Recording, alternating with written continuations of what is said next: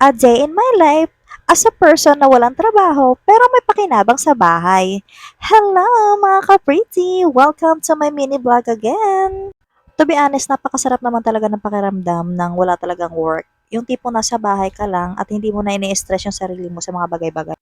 Yung tipong ang dami mong panahon, ang dami mong oras para mag-isip kung ano ba talaga ang purpose mo sa buhay at ano ba talaga ang gusto mo sa buhay.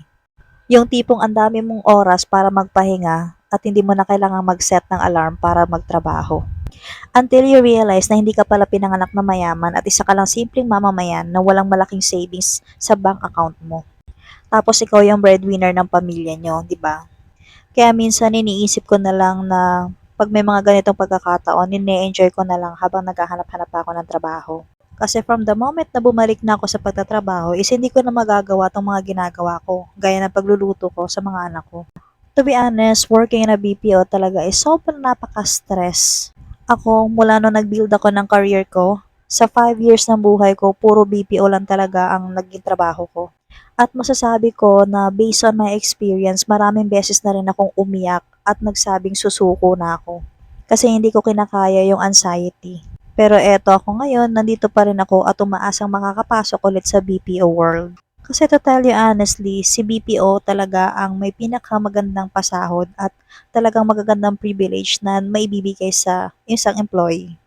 Isa nga doon is yung work from home. Sobrang nakakatipid siya ng oras, pagod at pamasahe. Hindi mo na rin kailangan ubusin yung energy mo na harapin yung mga taong ayaw mo sa office.